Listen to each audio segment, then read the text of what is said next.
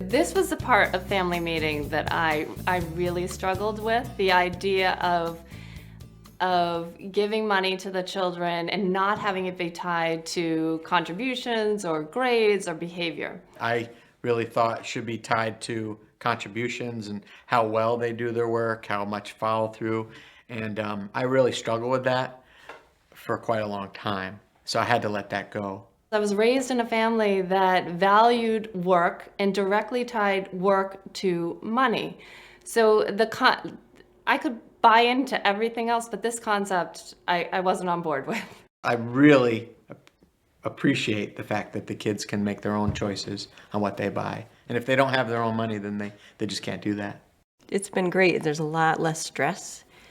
I have a line that I can say when they want something. I don't fear going to the grocery store because they're going to be wanting everything, and just say, hey, sure, buy it with your own money. It gave me a talk track to have a consistent conversation around I want, I would like, or those kinds of topics. And it moved me very quickly away from those kinds of situations. I recognized that there was so much value in having the children learn how to use money and manage their money, and it wasn't connected to the contributions. That makes the contribution so much more powerful, and the idea of money management so much more powerful. I can't tell you how many times I've been like in the checkout line and one of the kids has said, oh, can I have this candy bar? And it's so great to say, sure, go ahead, buy it. And immediately it goes back on the shelf. And I've had so many parents look at me and be like, wow. I love that there's such a repeatable and low-cost way to establish a kid's relationship with money. We could be at the fair and they're like, that's $5 for one slide down that. That doesn't seem like a good value. I'm not going to do it.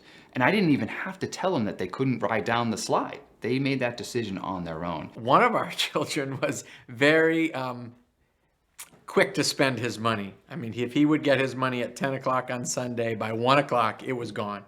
And just very recently, he's gotten to saving, and he's made some fairly big purchases. And I think he's really proud of the fact that he's able to now save his money and buy something of real value to him. They ask a lot of questions around money, and those questions are really good questions. My daughter Maeve wants to do the bills. Every time I open the computer up and I say I'm doing bills, she's like, I want to do the bills. Hand them over to me, and I quickly hand them over to her, and it's amazing, to have your 8-year-old actually paying your bills. The three of them collectively have formed a business together.